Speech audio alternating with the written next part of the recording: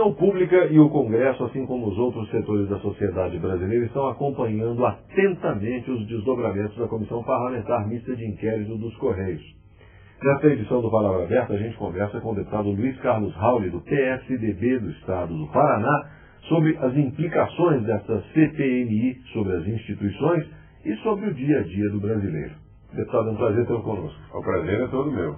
Deputado, como é que o senhor está vendo o andamento dessa CPMI, as pessoas que estão sendo convocadas, a qualidade das informações que elas estão prestando? Eu acho que tem várias frentes aí, né? A frente do Congresso, a Comissão Parlamentar Mista de Inquérito, vai ser aberta outra Comissão Parlamentar Mista de Inquérito do Mensalão, a do Correio, Mensalão, tem a do Bingo, tem as duas comissões da Casa, da Mesa, né? A Corregedoria e o Conselho de Ética. Então nós temos 5 frentes dentro do Parlamento brasileiro. E temos também investigações na Polícia Federal e temos também as investigações do Ministério Público Federal, que está também trabalhando nesse processo todo. E temos a imprensa, né? Que tem feito um trabalho maior que a soma de todos os outros. Eu acho que nesse caso específico, o papel da imprensa tem sido fundamental na elucidação, no esclarecimento, novas denúncias. Cada semana, né, uma revista e um jornal quer fazer um furo maior do que o outro. Então, e aí entra também as emissoras de televisão e de rádio nesse processo todo. A imprensa é interessante, né, deputado, porque ela tem um poder de convencimento que os outros setores que o senhor mencionou não têm. Porque é a questão da confiança, da fonte secreta. Olha, eu vou lhe contar isso assim, assim, e a pessoa vai lá, verifica, descobre que é verdade, mas se resguarda. Numa situação de tribunal, tem que se colocar ali e é interessante, né? Que todas as revistas, jornais, são jornalistas novos, a maioria. Né? Tem os veteranos que você já sabe quando movimenta, até com quem ele conversa. Mas os novos você não conhece, né? Eles estão por todo lugar. Estão na casa, estão fora, investigando. Um trabalho investigativo, né? O jornalismo investigativo está indo muito bem, está dando uma grande contribuição para a democracia brasileira. Agora, deputado, como é que o senhor tem visto a qualidade das informações prestadas na CPMI? Por exemplo, o depoimento de Marcos Valério, publicitário mineiro. O que o senhor achou daquilo? Eu acho que ele, claro, ele não vai se autoincriminar, mas o que já tem sobre ele já é suficiente para formatar todo o processo, levantar a contabilidade, porque uma coisa é a oitiva, né? É o depoimento da pessoa. Outra são os documentos que você tem. O dia do depósito, o dia do saque, isso aí, e correlaciona com as agendas, com tudo. Então eu acho que o trabalho da CPMI está sendo muito bem feito nesse sentido, com a colaboração da imprensa, que tem antecipado, né, essa cronologia, né, essa demonstração. Agora, essa formação de provas circunstanciais, ou seja, o senhor Marcos Valério sacou não sei quantos mil no dia, na agenda da moça estava escrito isso assim, assim, e ele tinha uma passagem para Brasília no dia X e tal. Quer dizer, isso tudo pode conclusivamente levar a condição dele de culpado nessa história toda, de ser o homem da mala? Claro, a CPMI vai, se chegar à conclusão que ele é culpado, vai só sugerir, né, vai indicar, né, ao Ministério Público Federal e à Polícia Federal que continue a investigação. Nós queremos a parte pública, né, os agentes políticos, né, os deputados e senadores, membros do primeiro escalão, do segundo, terceiro, quarto, quinto do Poder Executivo. Essa é a nossa função. Quer dizer, eu acho que aí nós vamos ter elementos suficientes, né, para cassação de mandatos, né, e punição. E a gente acredita que, né, não há nenhum elemento até agora que chegue no coração do governo, ou seja, no presidente Lula. Mas que se houver também não haverá o que fazer. Mas aí também há uma questão que eu gostaria de levantar com o senhor, que é exatamente, aliás, duas pequenas questões. Uma tem a ver com aquele caso Watergate dos anos 70 nos Estados Unidos, onde um senador republicano, Howard Baker, ele fez uma pergunta que ficou célebre nessa história. Ele perguntou o que o presidente sabia e quando é que ele ficou sabendo. Né?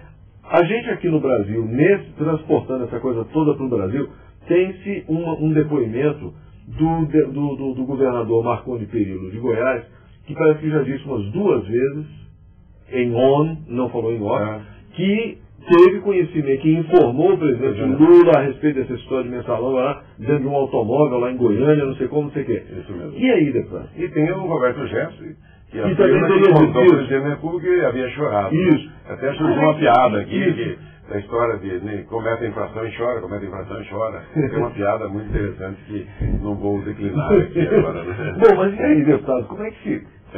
Eu penso assim, nós temos que ir mais a fundo, né? Está começando o processo, né?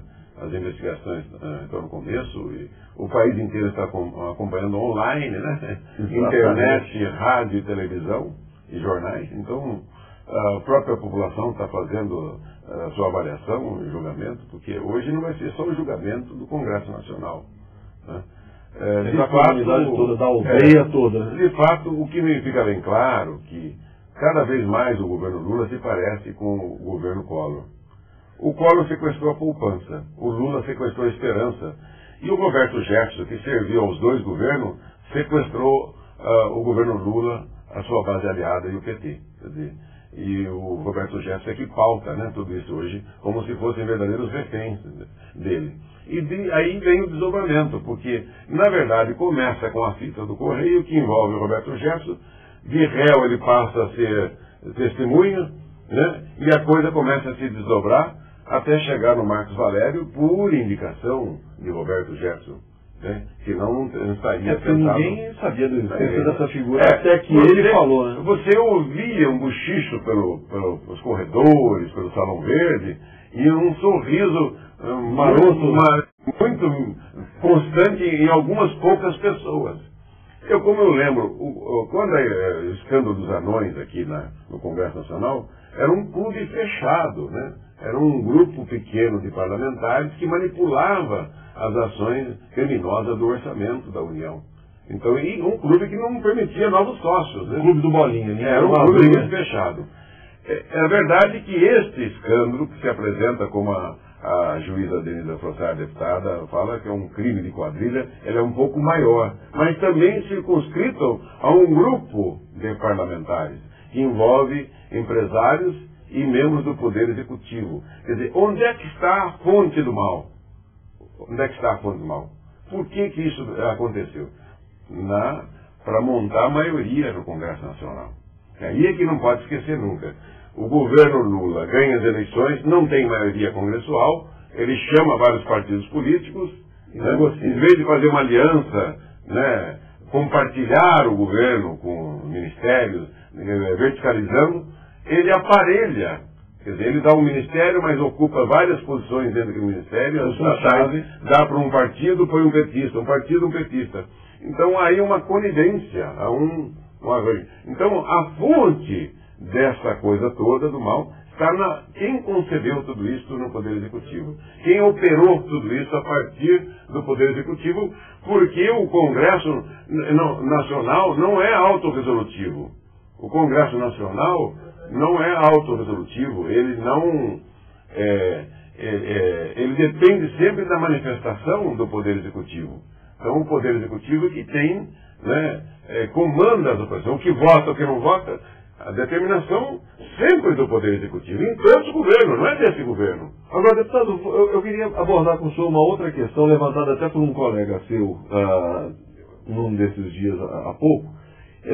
É o seguinte, há uma expectativa, até do próprio Roberto Jefferson, até de outras pessoas, de que haja cassações em massa em virtude desse problema. Uma vez elucidado tudo isso e processado administrada toda essa situação, uma das expectativas é de que haja cassações em massa. E aí, esse colega seu estava dizendo que o problema da cassação é que a votação é secreta.